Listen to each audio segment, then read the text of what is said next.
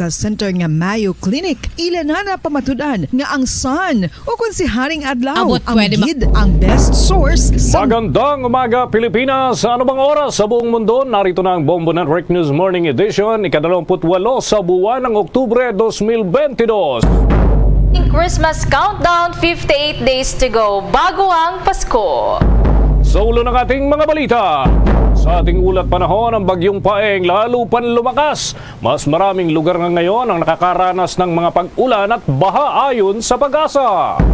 Ang response team naman sa lalawigan ng Quezon nakahanda na para sa posibleng hagupit ng bagyong Paeng. Daang mga pasahero naman stranded na doon sa mga pantalan dyan sa Eastern Visayas. Forced evacuation ipinatupad naman sa ilan pang mga lugar.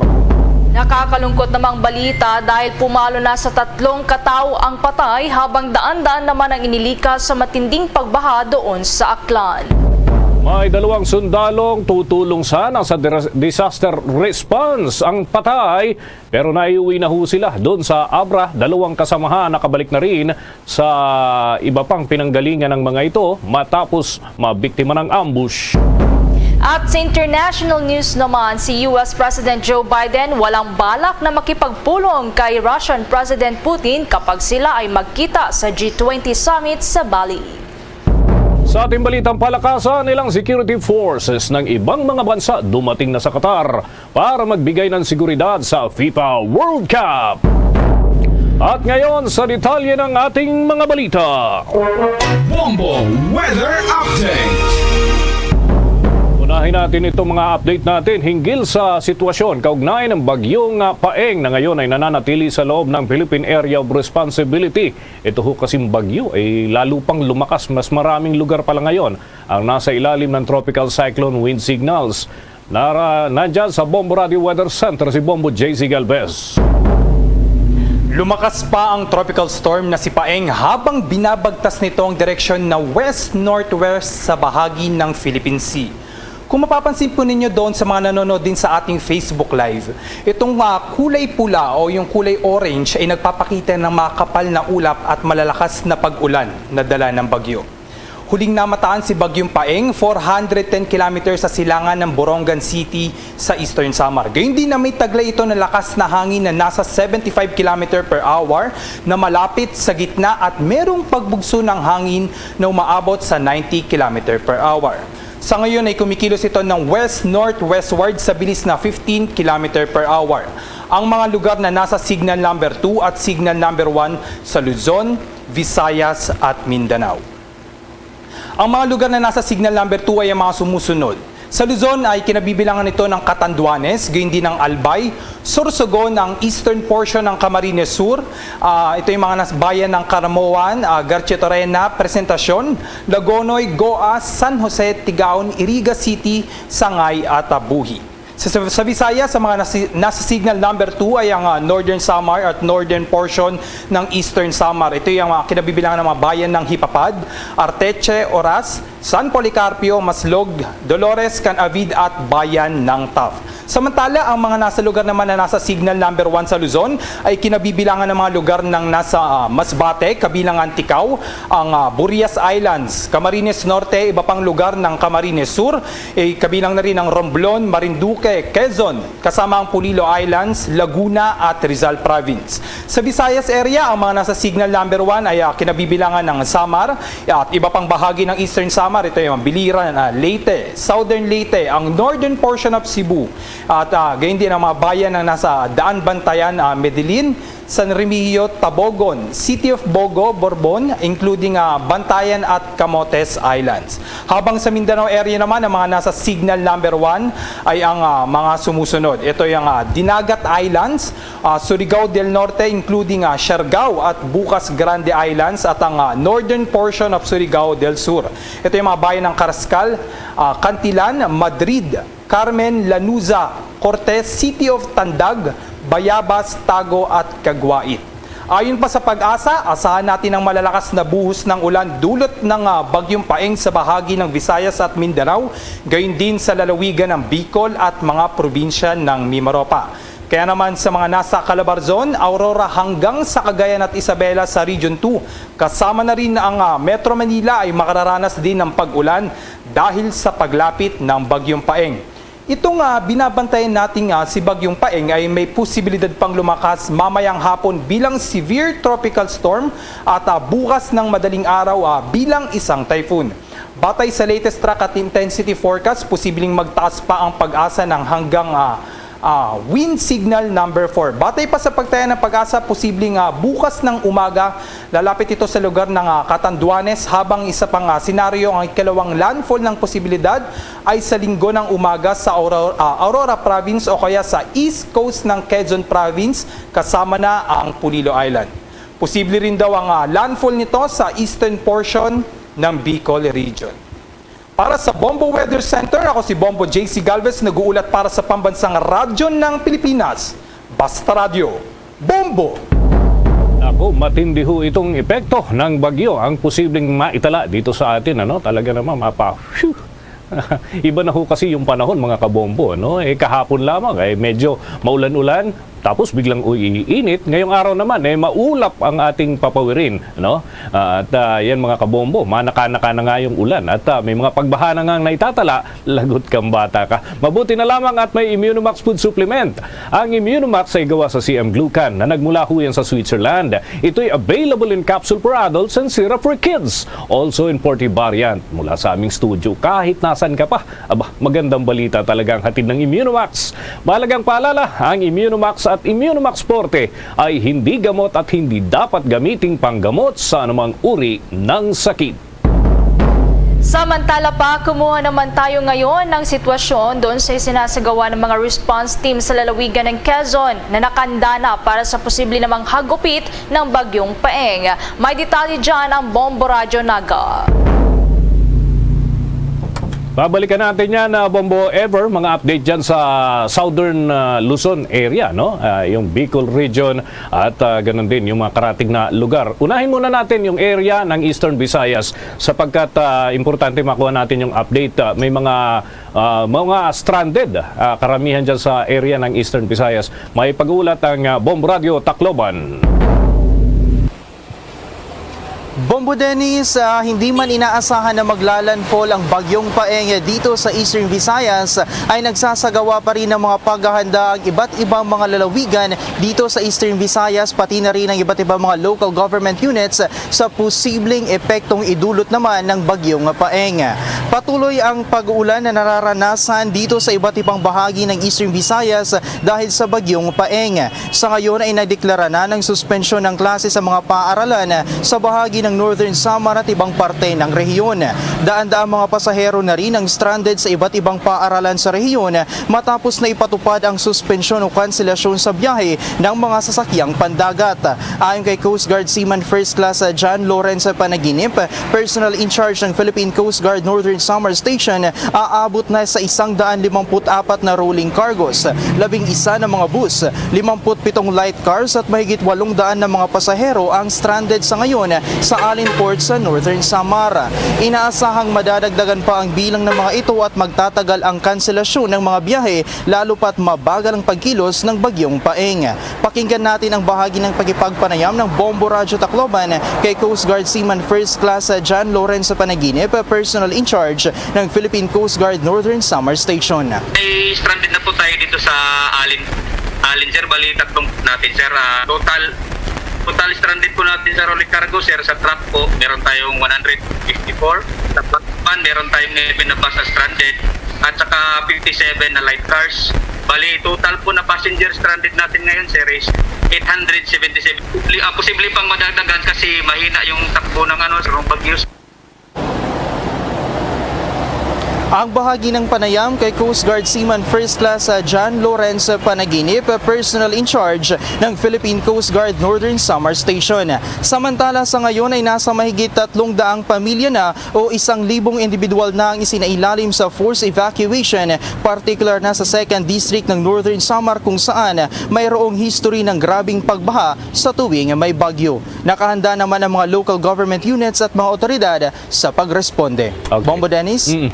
Kumusta naman yung lagay ng panahon, hindi lamang ngayon, yung nakalipas na magdamag, dahil may mga apektado din pala dyan, at may mga preparasyon. In fairness, may mga preparasyon naman kahit hindi direct hit nitong bagyong Paeng. Kumusta yung obserbasyon nyo sa lagay ng panahon dyan sa inyong lugar?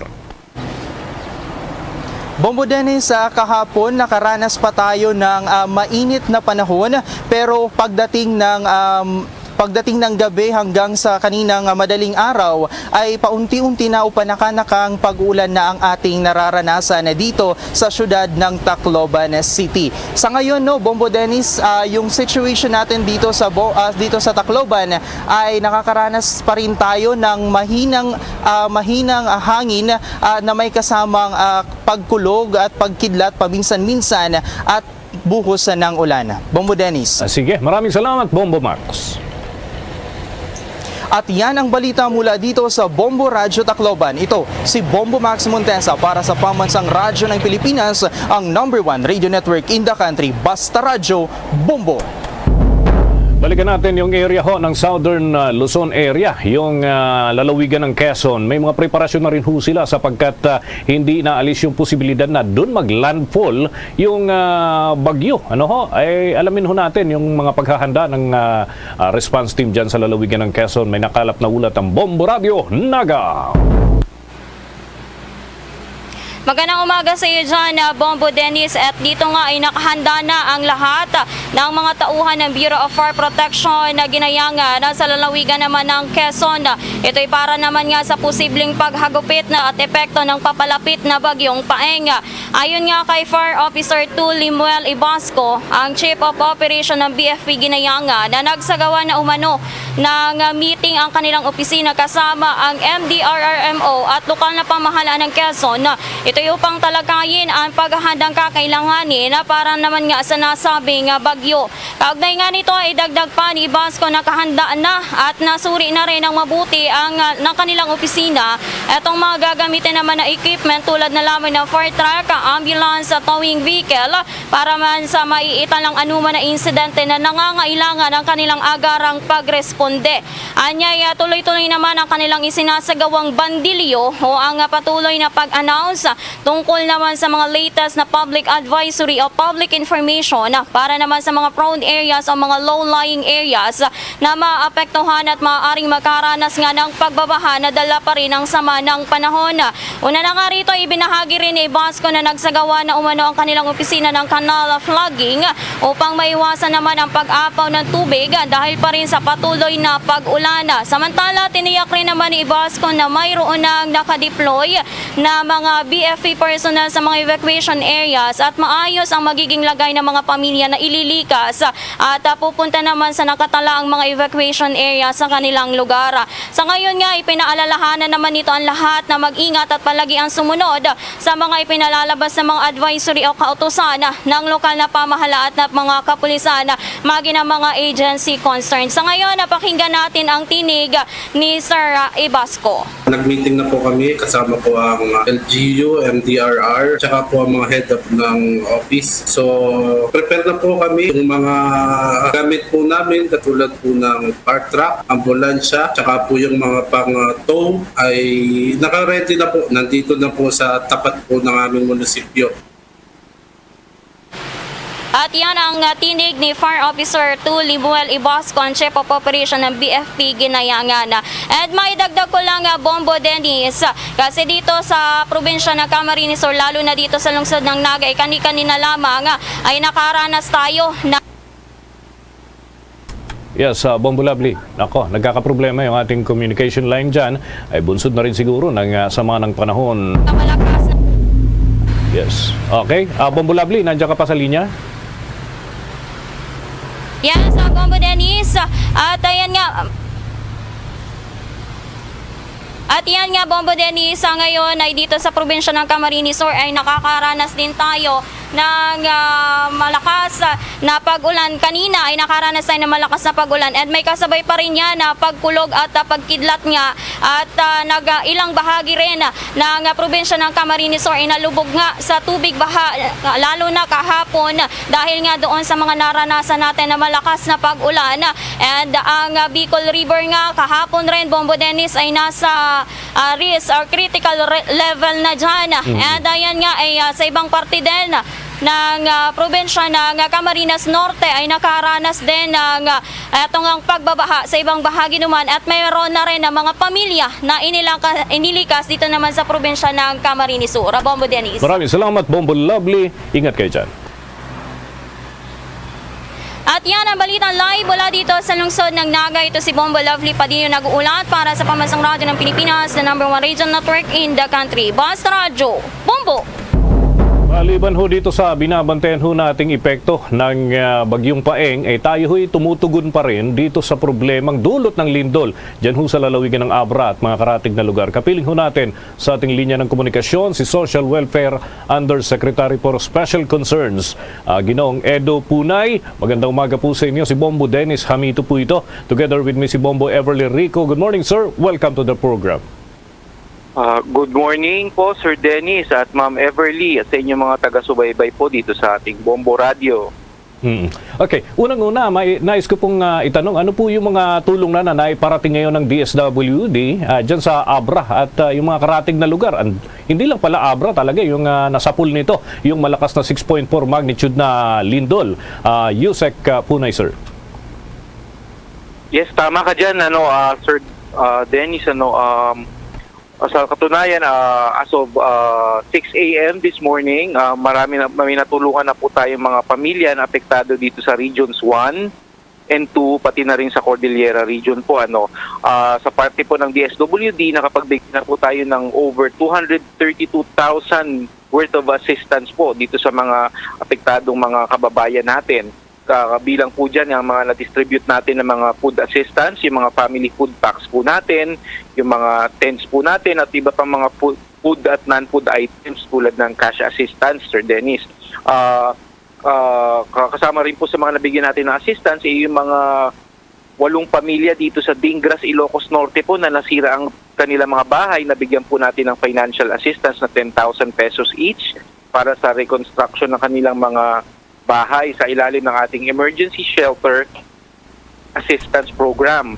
Ganun din po dito sa Sir Dennis, dito sa Lagayan Abra, meron po tayong naitala na 7 sugatan nating kababayan. Nabigyan din po natin ng cash assistance na 5,000 po in cash para sa kanilang medical assistance, Sir Dennis. Okay, with your indulgence, Yusek Edo Punay, may katanungan din ang aking katandem dito si Bombo Everly Rico. Bombo Ever? Yes, Yusek, ito po bang binibigay na tulong ngayon ng DSWD? Limitado lang po ba ito sa mga nasa evacuation centers dahil sakaling nakikinig po sa atin ngayon yung mga affected po na mga kababayan natin doon, especially sa Abra at sa mga ilan pang lugar dyan sa Northern Luzon na affected ng nagdaang lindol, doon po ba sa mga hindi nagsilikas, meron po ba silang maaasahan din pong tulong, Yusek? Yes, good morning, Ma'am Everly. At salamat po sa pagkakataong linawin ito, kasi hindi po talaga limitado sa mga evacuation centers ang ating tulong dito sa DSWD.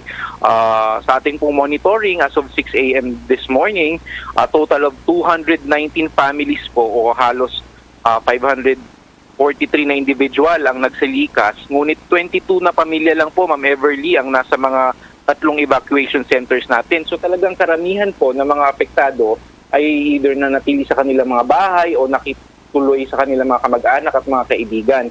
At sila naman po ay nakahatiran din natin ng mga tulong natin, Ma'am Everly, kasulad nga na sinabi natin kanina, meron tayong mga food assistance, nag-provide po tayo ng mga temporary shelter, mga tents po ng DSWD, at gayon din ang ating financial center. So, hindi po limitado yung ating tulong sa mga evacuation centers. Talagang nag-reach out po tayo doon sa mga apektadong mga kababayan natin na wala po sa evacuation centers at nanatili po sa kanilang mga bahay o nakituloy po sa kanilang mga kamag-anak, Ma'am Everly.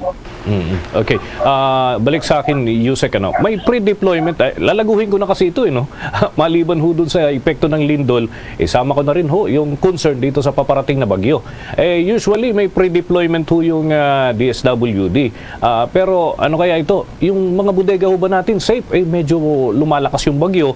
Baka raw umabot pa nga ito ng super typhoon intensity. Papaano ho yung mga preparasyon natin dito at paano natin ma-assure na ligtas yung mga naka-deploy na ng mga pasilidad, mga gamit at pagkain ng DSWD? Yes po, Sir Dennis. Sinisigurado po natin na mga ligtas po itong mga ating mga warehouses na kung saan po nakaimbak ang ating mga food packs po at mga relief items. Meron po tayong mga warehouses sa DSWD, sa ating mga regional offices at gayon din ang ating mga LGUs na ating kapartner. Sinisigurado po natin na mga disaster resilient po itong mga facilities na ito. At nais lang natin i-report, Sir Dennis, na meron na tayong mahigit na 562,000 na family food packs na naka-standby po para dito sa ating bagyong Paeng, na naka-distribute po yan sa ating mga field offices na maaring o probinsya na maaring tamaan itong bagyo. Ito po ay nagkakahalaga ng 352 million. Meron din po tayong mga ibang non-food items na nagkakahalagang 689 million po na naka-preposition sa iba't ibang strategic locations po na posibleng tamaan nga nitong bagyong Paeng. At tulad nga ng sinabi natin, Sir Dennis, sinisigurado po natin na safe po ito sa mga warehouses po ng DSWD, maging ng ating mga LGUs po. Okay, nababanggit niyo yung LGU. Mukhang may tanong si Bombo Ever. May follow-up ka, Bombo Ever? Yes, Yusek, regarding nga po sa mga koordinasyon naman po ninyo sa local government units, paano po yung ginagawa ninyo ngayon with DSWD? Kasi may mga nangangamba po, baka may madodoble na naman po mga tulong, habang may ibang area po na hindi po na maaabot, lalo na po yung mga lugar na nasa coastal areas o malapit po sa mga Pasigan, Yusek. Magandang tanong yan, Ma'am Everly. At tulad po ng ating laging pagresponde dito sa DSWD, sa mga bagyo at kalamidad, ay talaga meron tayong close coordination po dito sa mga LGUs at mga ibang sangay na pamahalaan para nga po siguraduhin na lahat po na nangangailangan maging sa mga liblib na lugar na sa mga coastal areas ay atin pong mabibigyan ng tulong. At atin na rin pong nais i-share na ang ating latest report as of 5 a.m. this morning, meron po tayong naitala na 1,160 families po or 4,526 individuals na displaced so far dito sa Region 6, 7 at Caraga dahil dito sa bagyong Paeng nga po. Out of these families po, 1,086 families po ang kasalukuyang nasa 25 evacuation centers dito sa tatlong regions, habang 64 families na na-displace ay nakikitira sa kanilang mga kamag-anak. So asahan po ninyo, Sir Dennis at Ma'am Everly, na close coordination po tayo every time may response po tayo dito para ngayong hindi tayo mag-ulit-ulit ng beneficiaries at talaga mas ma-reach out tayo sa mga nasa mga liblib na lugar po. Okay. With that, maraming salamat po, Undersecretary Edu Punay, dahil alam na po namin na busy rin po kayo dahil dito sa mga kabi-kabilang kalamidad na tinutulungan. Social Welfare Undersecretary for Special Concern, Ginoong Edu Punay, maraming salamat po sa inyo sa oras na inilaan sa Bombo Radio. Salamat din, Sir Dennis at Ma'am Everly, at mabuhay po ang Bombo Radio. Mga kabombo, mga ka-Star Nation, nakausap po natin si Undersecretary Edu Punay ng Social Welfare Department, kaugnay ho dun sa mga pagtulong sa mga apektado ng lindol at itong paparating na bagyo. May nakadeploy na ho na pantulong sa ating mga kababayan. Marami pa tayong mga balita, susunod na. Bombo Bombo Radio Philippines does it again. 12 Bombo Radio Philippines programs na piling finalist sa prestiyosong 44th Catholic Mass Media Awards ngayong taon. In fact, 6 sa 7 radio categories ay kasama ang Bombo Radio at Star FM stations. Opo ka Bombo at ka Star Nation.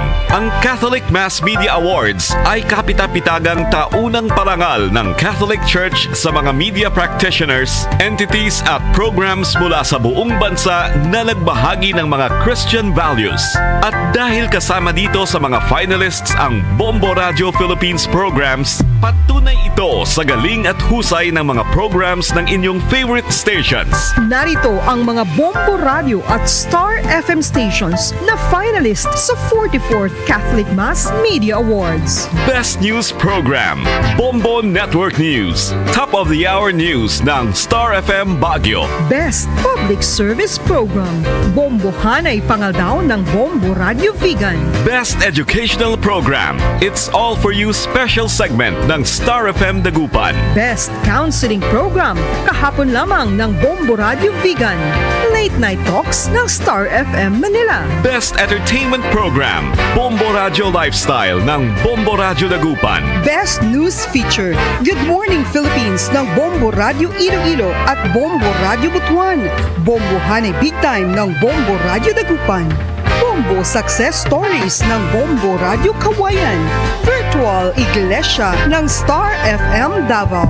Once more, congratulations Bombo Radio Philippines. Truly the #1 radio network in the country. Basta Radio Bombo! At ngayon, sa pagpapatuloy ng iba pang pangunahing mga balita. Kumuha naman tayo ng update doon sa matinding pagbaha na nararanasan doon sa Aklan kung saan may 3 katao ng patay habang daang katao din ang inilikas. May update dyan ang Bombo Radio Kalibo.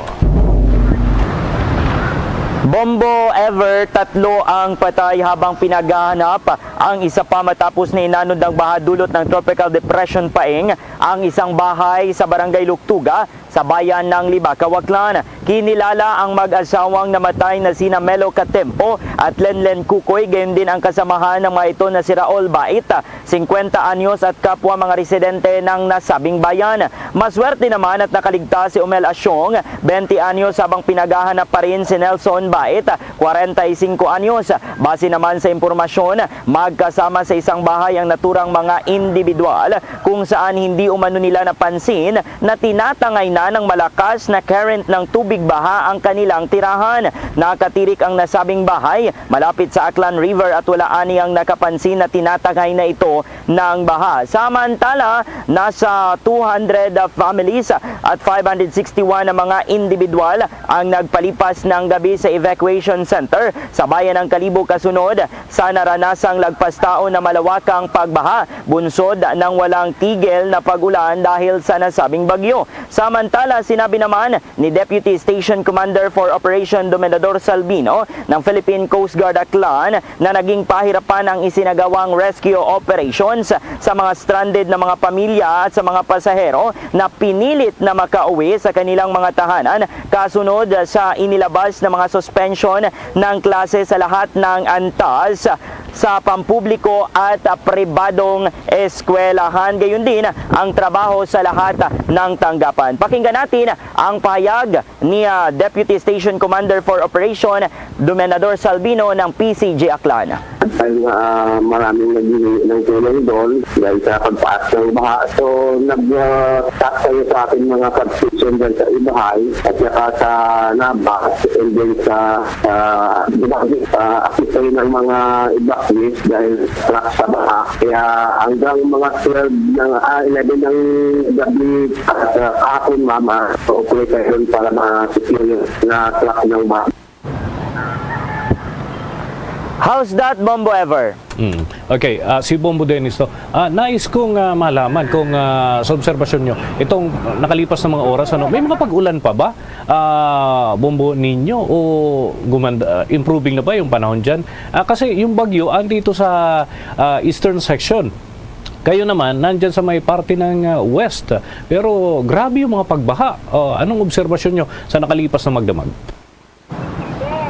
Actually, Bombo, Dennis, sa nakalipas naman na magdamag, yung inobserbahan talaga itong paghupa ng baha. Pero panaka-naka yung mga pag-ulan. Kagaya ngayon, Bombo, Dennis, panaka-naka yung pag-ulan at medyo maaliwalas naman ang panahon. Yun nga lang, medyo mahangin ngayon no, dito sa bayan ng Kalibo. Yun nga, yung sinasabi mo, Bombo, Dennis, marami talagang nagulat dito kahapon sa amin, dito sa bayan ng Kalibo, sa buong lalawigan ng Aklan, lalong-lalo na dito sa 1st District kasi nga parang biglaan itong buhos ng ulan, lalong-lalo na doon galing sa Libakaw at Madalag kasi nga based sa monitoring at based sa weather update, yung epekto lang sa amin dito, Bombo, Dennis, iyong share line tsaka trough ng Tropical Depression Paeng, Bombo, Dennis. Ay sige, maraming salamat at ingat pa rin kayo dyan, Bombo Nino. Yan ang latest update dito sa Bayan ng Kalibo. Para sa Bombo Network News, ito si Bombo Nino Regine Teodosio, nag-uulat para sa Pambansang Radyo ng Pilipinas at consistent overall #1 sa Aklan. Basta Radio, Bombo! May iba pa ho tayong mga balita hinggil dyan sa epekto ng bagyo at syempre yung iba pa nating update doon naman sa bahagi ng Hilagang Luzon kaugnay doon sa tumamang lindol. Nakuhaan muna natin ng iba pang malalaking balita. Yung kampo raw nitong napaslang na broadcaster na si Percy Lapid ay hihirit ng isa pang araw ng preliminary investigation kaugnay ho ng natapos na ikalawang pagdinig ukol ho sa ito ho kasi ay dami ng mga inihahing dokumento kaugnay po sa naturang kaso. May pag-uulat si Bombo Gerald Ulep.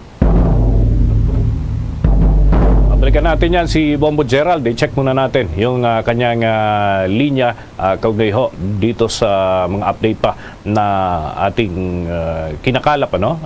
Malaking balita din ho yung naturang pangyayari mga kabombo, mga ka-Star Nation at pinag-uusapan hindi lamang sa Pilipinas maging sa ibayong dagat yung mga observer, mga foreign observer ay laman din ho ng mga paksa ng usapan itong tungkol ho dito sa pagpaslang sa broadcaster. Nariyan na sa linya si Bombo Gerald Ulep.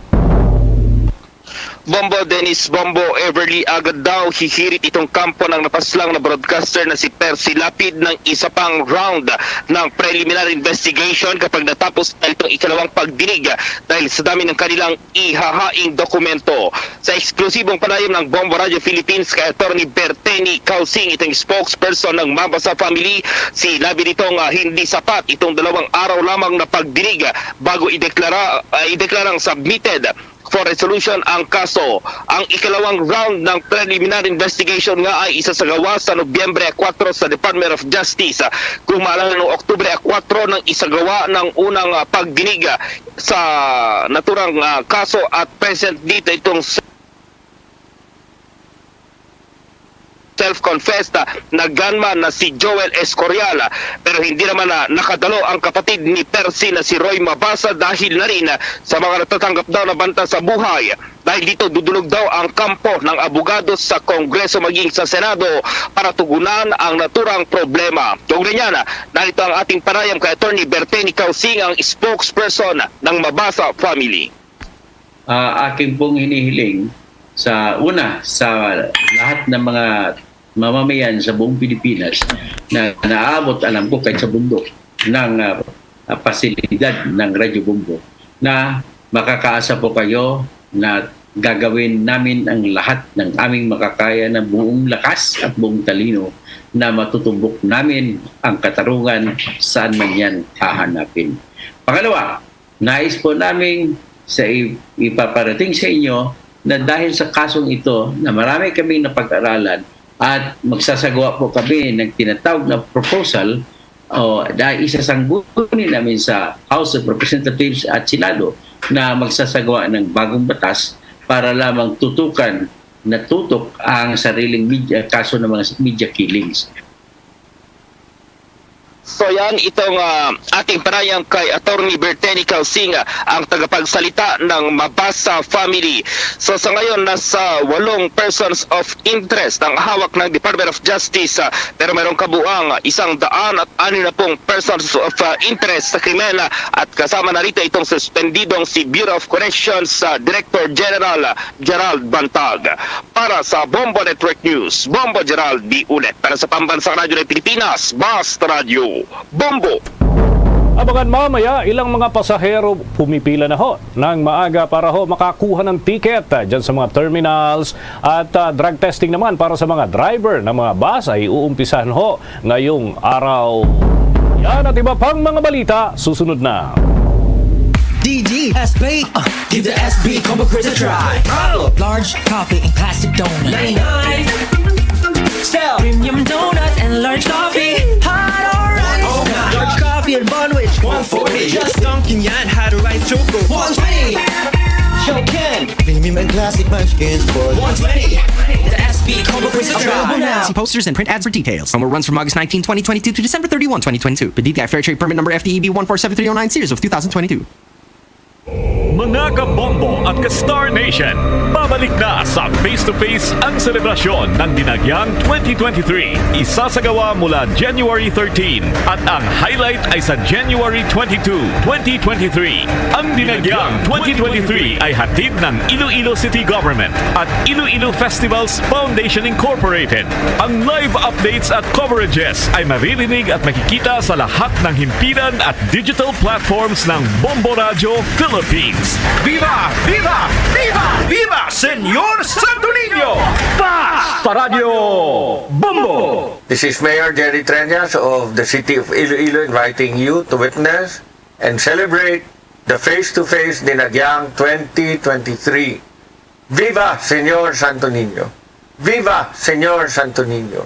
Viva Senyor Santo Niño! At ngayon, sa pagpapatuloy ng iba pang pangunahing mga balita.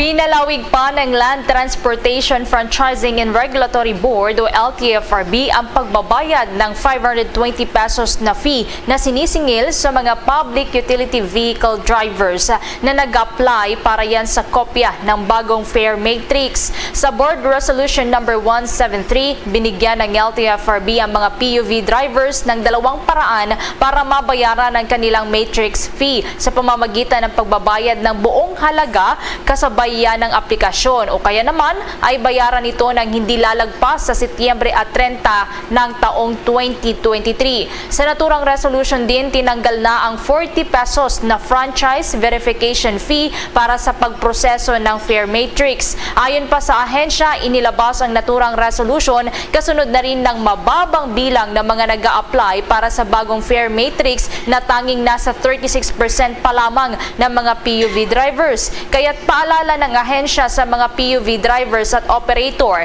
na hindi maaring maningil ng mas mataas na pamasahe kung walang fare matrix o guide na galing mismo sa LTFRB na nakapaskil sa loob ng kanilang sasakyan. Babala pa ng ahensya na ang sinumang mahuhuling lalabag ay papatawan ng karampatang parusa, base na rin yan sa Joint Administrative Order number 2014-01 at sa kondisyong nakapaloob sa kanilang Certificate of Public Convenience. Buwan pa tayo ng mga dagdag na pag-uulat. Defense Chief, inaming kinakausap na ang Russia para tuluyang kansilahin ang 12.7 billion pesos na helicopter deal, yung 100 million US grant gagamitin naman ng Armed Forces of the Philippines sa mga priority projects, ano? At kaugnay ho niyan, may mga update si Bombo Annalise Soberano. Kinumpirma ni Department of National Defense Senior Undersecretary Jose Faustino Jr. na kanila nang kinakausap ngayon ng Russia kaugnay sa tuluyang pagkansela sa 12.7 billion pesos na Mi-17 helicopters deal sa Russia.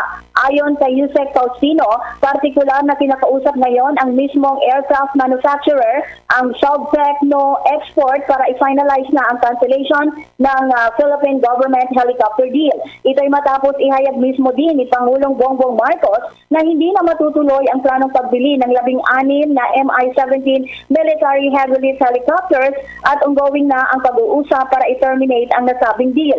Ayon kay Faustino, ang Mutual Consultation Board ang siyang nakikipag-ugnayan ngayon sa mga kinatawan ng Subtechno Export para sa gagawing project termination na nasa proseso na sa reactivation and reconstitution.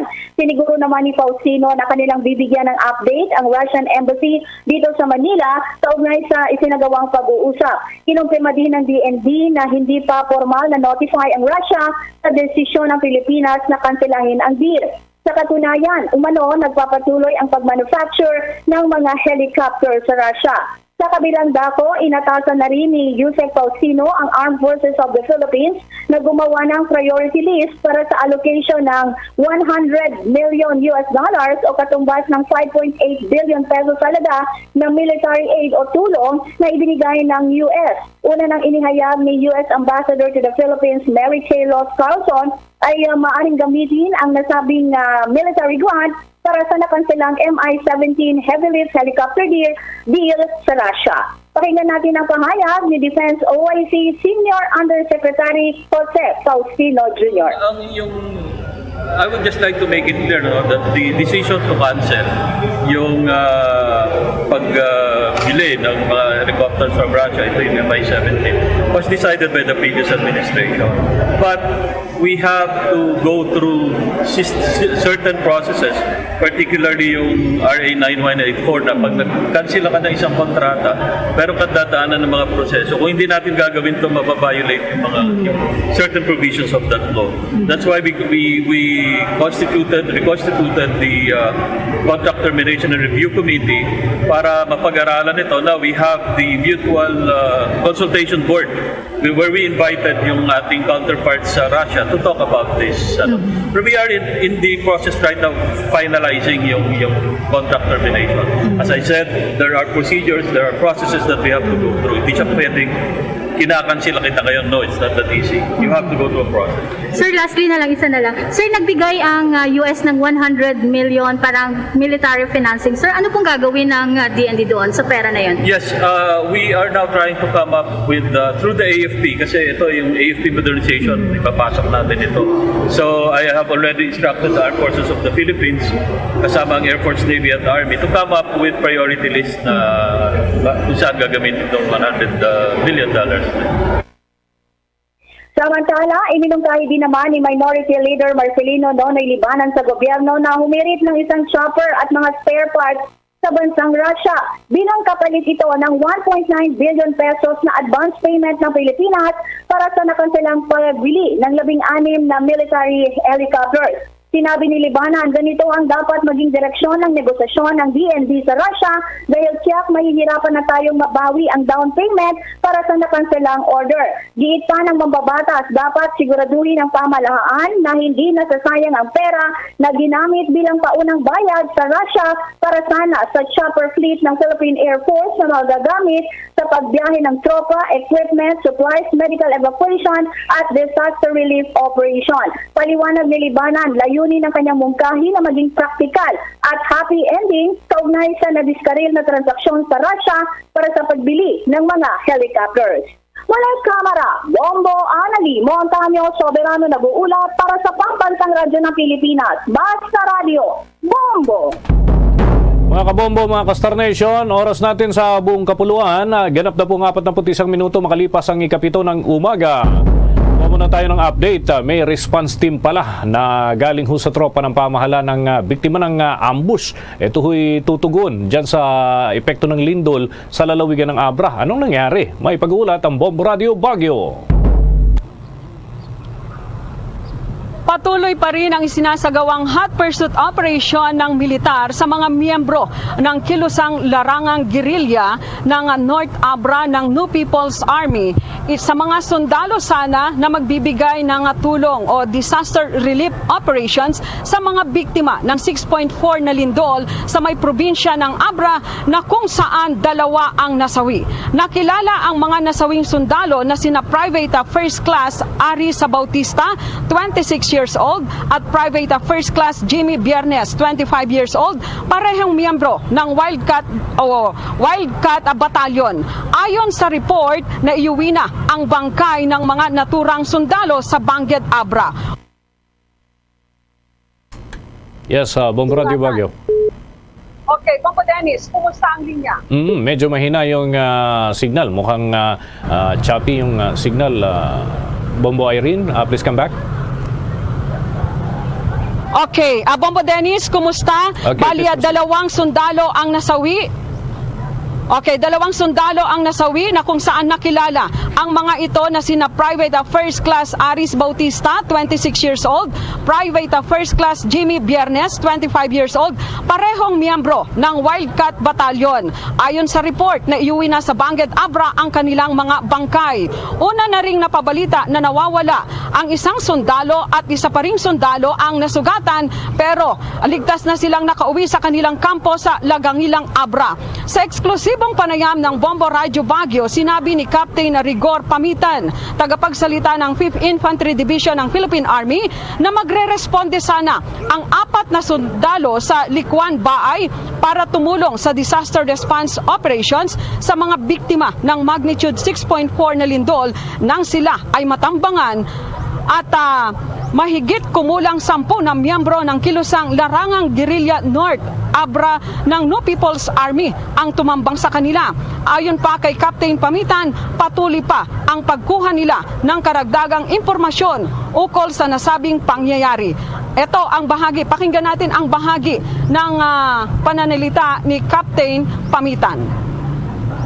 Doon po sa nangyaring ambush ng tropa po ng natin ng 2014 Friendly Battalion, na kung saan ay ni-recall nga po sila ng kanilang battalion commander for their possible augmentation sa disaster response nila dahil sa nangyaring lindol sa Abra.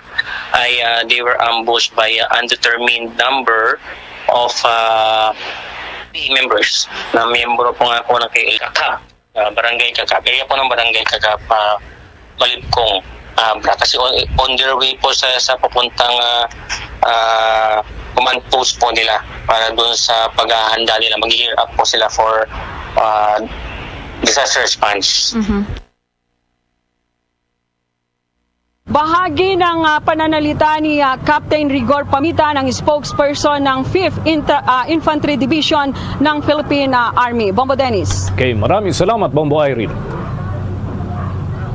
Yan ang ulat, buhat pa rin dito sa Bombo Radio Baguio. Bombo Irene Visconde Buenaventura para sa Pambansang Radyo ng Pilipinas at consistent #1 dito sa Siyudad de Baguio, Basta Radyo Bombo.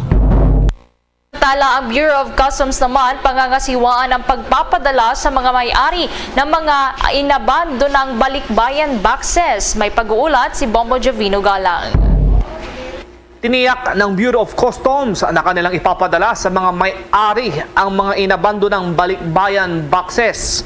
Ayon kay Bureau of Customs Commissioner Yogi Filimon Ruiz, na ang mahigit 8,000 na mga balikbayan boxes ay kanilang ipapadala sa may-ari bago ang Pasko. Depende niya ito sa mga lugar kung saan kapag sa Luzon ay maaring aabot lamang ng hanggang 2 linggo, habang kapag ang may-ari ay nasa Visayas o Mindanao ay maaring abutin ng hanggang 1 buwan. Through the initiatives that we have put in place, 7 containers of balikbayan boxes consigned to CMG have already been distributed. Due to our limited resources and lack of logistics capability, we contacted and encouraged all consignees to claim their boxes at its designated warehouses here in Portnet Logistics Incorporated and in Hobart Warehouse Compound in Balagtas, Bulacan. In addition to this, the Bureau of Customs understands that claiming from these sites may not be possible, especially for those who are located far or have physical difficulties. In this light, the Bureau of Customs announces that all abandoned packages shipped by Island Kabayan Express Cargo and all Win Balikbayan Cargo may now also be directly delivered to the recipient upon request. The delivery will take approximately 1 week for NCR, 1 to 2 weeks for Luzon, and 2 to 4 weeks for Visayas and Mindanao. Our utmost concern is the welfare of our OFWs and their families. This is why we have instructed our team and allocated resources to deliver the boxes directly to recipients. Claimants only need to present any government ID and a copy of the receipt or authorization letter if boxes will be received by their representative. Nitong Huwebes kasi ay personal na pinangasiwaan ni Ruiz ang inspeksyon sa nasabing mga kahon sa Portnet Logistics sa may Santa Ana, Manila. Pagtitiyak nito na walang sisingilin ang BOC sa mga pag-deliver ng mga balikbayan boxes basta magpakita lamang ang mga may-ari ng kanilang mga government issues ID. Yung regarding sa checking balikbayan boxes natin, I have instructed our personnel na checking will be done, wala na tayong intrusive. I have instructed them specifically, wala na yung bawat isang balikbayan box bubuksan, bulat-latin. What we are doing right now is X-ray inspection just to safeguard also. Baka may mga ini-insert dyan na mga contrabands. But rest assured, yung mga kababayan natin, mawalain na natin yung practice na bawat balikbayan box buksan and then pagbalik yung sapatos isa na lang ang may balik. We want to safeguard yung mga pinaghihirapan ng mga kababayan natin. That is what we want to ensure and that is what we will assure yung mga kababayan natin. Nag-uulat para sa Pambansang Radyo ng Pilipinas, Bombo Juvino Galang, Basta Radyo, Bombo! Update naman tayo doon sa mga pasahero po na pumipila na maglulong weekend. Tingnan ho natin para sa pagkuha ng kanilang tickets. Yung mga driver naman, isasalang daw sa drug testing. Umpisa ho yan ngayong araw. Yan at iba pang mga balita hatid ni Bombo Chill Emprido. Ilang mga pasahero na ang pumipila ng maaga pauwi sa kani-kanilang mga probinsya. Ang ilan nga sa kanila, nagpa-reserve na ng tiket kahapon pa lamang dahil dadagsa daw talaga ang dami ng tao ngayong araw. Sa panayam ng Bombo Radio Philippines kay Tatay Ferdinand Argisera, inagahan daw talaga niya ang pagpunta at pagpila para hindi na mapurnada pa ang pag-uwi lalo't hindi na daw maganda ang lagay ng panahon sa kanilang lugar. Narito ang pahayag ni Tatay Ferdinand Argisera. Mahigit na pong 4 na oras. Tatawid pa po kami ng dagat, sasakay po kami ng roro. Hindi ko kaya ng roro na tumawid. Tatambay na lang po kami doon sa terminal. Siyempre, wala po tayong magagawa kung talagang doon tayo abutan ng masamang panahon. Samantala, sisimula naman mamaya ang drug testing sa mga driver ng bus para sa seguridad ng mga babiyahe, ganon din ang mga nagtatrabaho sa mga terminals. Abangan din ang pagpunta ng iba't ibang ahensya kasama na ang LTFRB o Land Transportation, Franchising and Regulatory Board, Department of Transportation at Land Transportation Office dito sa Philippine Integrated Terminals Exchange. Para sa Bombo Network News, ito po si Bombo Chill Emprido nag-uulat para sa Pambansang Radyo ng Pilipinas. Basta Radyo, Bombo! Abangan mamaya mga kabombo, mga ka-Star Nation sa ating international news. Paano kaya pag nagkita itong sina US President Biden at si Russian President Vladimir Putin dun sa malaking pulong ng mga leader ng iba't ibang bansa? Alamin ho natin mga update hinggil ho dyan sa ating pagpapatuloy. Mga Kabombo at Ka-Star Nation, be a part of the world's biggest sporting event, ang pinakasikat na football tournament, the FIFA World Cup 2022. Gaganapin sa bansang Qatar mula November 20 hanggang December 18 ngayong taon. Anong bansa kaya ang magiging champion mula sa 32 football powerhouse teams? Ang mga live updates mula Qatar ay makikita at maririnig sa lahat ng Bombo Radio at Star FM stations at sa aming digital platforms with our Bombo International correspondents. The FIFA World Cup 2022 mula sa inyong pambansang radyo at most trusted radio network in the country. Bombo Radio Philippines. Basta Radio Bombo! Bombo International News. Muling ipinagtanggol ni Russian President Vladimir Putin ang ginawa nitong paglusob sa Ukraine sa kanyang talumpatis na dahil sa pangyayari ay nagdulot na tila inabandona na ang kaniyang bansa. Inakusahan din nito ang mga Western countries ng nuclear blackmail sa Russia. Dahil dito ay maraming mga kaalyadong bansa ng Russia ang lumalayo na sa kanila.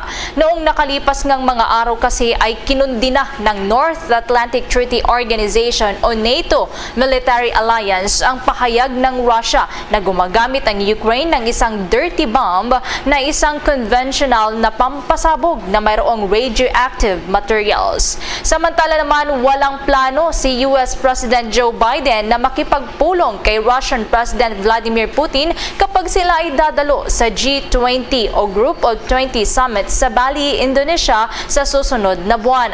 Ayon kay US National Security Council Coordinator for Strategic Communications John Kirby na mananatili pa rin ang posisyon ni Biden na hindi ito makikipag-usap kay Putin. Ang hakbang na ito ay dahil na rin sa makailang ulit na panawagan ni Biden kay Putin na dapat alisin na nito ang mga sundalo na lumulusob sa Ukraine. Sabi naman ni Biden na sakaling lapitan siya ni Putin sa nasabing pagpupulong ay hihilingin niya ang pagpapalaya kay WNBA star Brittney Griner na nakakulong ngayon matapos makuhanan ng ipinagbabawal na substance. Kung magugunita ay hinatulan ngang makulong ng hanggang 9 na taon si Griner matapos na mahulian ng ipinagbabawal na substance sa cartridge ng kanyang vape. Bombo Sports News. Itong Philippine Sambo Team, nagwagi o nag-uwi ng gintong medalya sa 2022 World Martial Arts Mastership. May pag-ulat dyan ng Star FM Baguio. Nag-uwi ng 2 gintong medalya ang Philippine Sambo Team sa ginanap na 2022 World Martial Arts Mastership Sambo Online Competition. Isang gold ang nakuha ni Maylin Matias at Princess Cortez sa Female Division ng Sports Sambo, habang ginto rin ang nakuha sa Male Division Combat Sambo ni Mark Striegel at Troy Estrella. 9 na mga bansa ang naglaban-laban sa nasabing kompetisyon. Sa exclusive interview ng Star FM Baguio sa gold medalist na si Matias, inilarawan nito ang kanyang emosyon dahil ito pa lamang ang kanyang unang taon sa national team at nakapag-uwi na ito ng medalya at nakapagbigay pa ng karangalan sa bansa. Siyempre po, overwhelming po kasi po first tournament namin as national team po ng Sambo.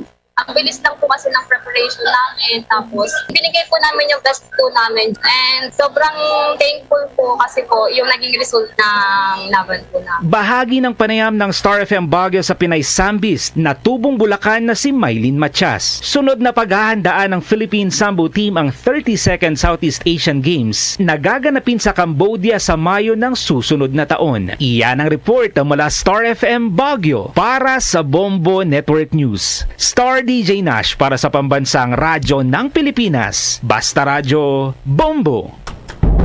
Samantala, yung FIFA World Cup trophy ay dadayo raw dito sa Pilipinas. At ano kayang aasahan pa nating mga aktibidad kaakibat ho nito dahil papalapit na rin ho yung FIFA World Cup. May update ang Star FM Bacolod. Magiging bahagi ang Pilipinas ng FIFA Women's World Cup Trophy Tour sa susunod na taon ayon sa Philippine Football Federation PFF Secretary General Attorney Ed Gastanes. Samantala, hindi pa inilalabas ng FIFA ang detalye para sa pagbisita ng Trophy Tour sa bansa. May tataon ang Trophy Tour sa pagsalang ng National Women's Football Team sa 2023 FIFA World Cup na nakatakda sa Hulyo 20 hanggang Agosto 20 sa New Zealand. Inaasahan dadalhin dito sa bansa ang trophy kasama din ng ilang mga celebrity players at mga officials. Kaya naman isa itong malaking event ayon kay Gastanes. Kasama sa mga Pinoy boosters sa Group A ang co-host New Zealand, Switzerland at Norway. Kaya sa pahayag naman ni Philippine Football Federation President Nonong Araneta, kailangan na mag-adapt din sila sa style ng European teams bilang paghahanda ng Team Pilipinas. We have to adapt to the style of the Europeans. Alam mo na, mga Europeans malalaki, let's say like Norway and Switzerland.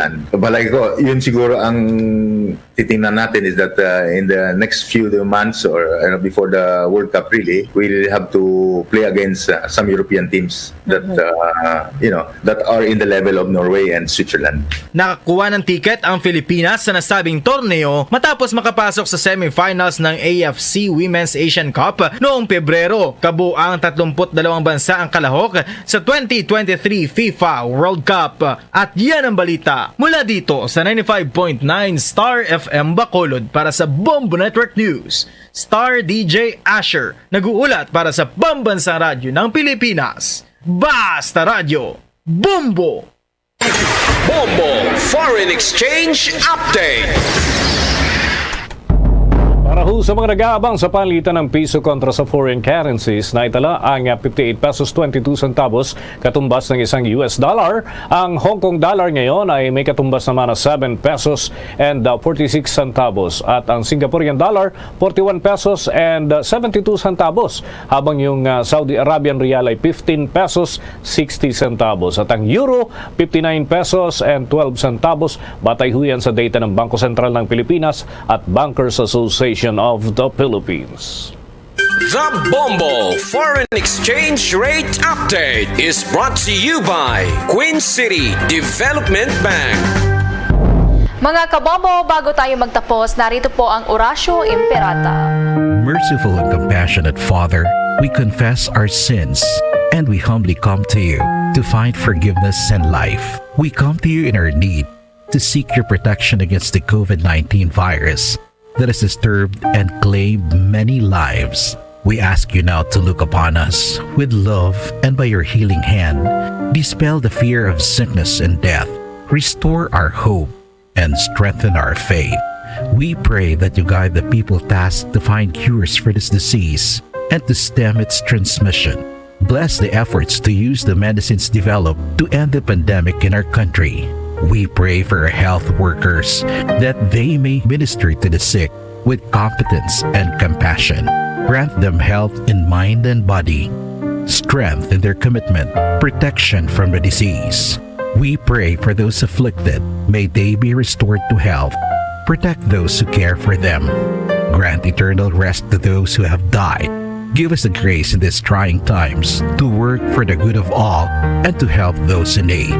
May our concern and compassion for each other see us through this crisis and lead us to conversion and holiness. Grant all these through our Lord Jesus Christ, your Son, who lives and reigns with you in the unity of the Holy Spirit, God, forever and ever. Amen. We fly to your protection. O Holy Mother of God, do not despise our petition in our necessities, but deliver us always from all dangers. O glorious and blessed Virgin. Amen. Our Lady, health of the sick, pray for us. Saint Joseph, pray for us. Saint Raphael the Archangel, pray for us. San Roque, pray for us. San Lorenzo Ruiz, pray for us. San Pedro Calungsod, pray for us. There's Christmas in the air, you can feel it everywhere. Mga kabombo, Ka-Star Nation, alam nyo ba kung ano ang popular na ibinibigay na regalo sa New Zealand kapag Pasko? Ito ay ang tinatawag nilang jandals na isang flip-flops o sandals. Hango ito sa pinagsamang salita na Japanese sandals. Naging uso ito sa New Zealand mula noong late 1950s. Sa ating Christmas countdown, 58 days to go bago ang Pasko. At yan na po ang kalipunan ng ating mga balita para sa pang-umagang edisyon ng Bombo Network News. Para sa Pambansang Radyo ng Pilipinas, Basta Radio, Bombo!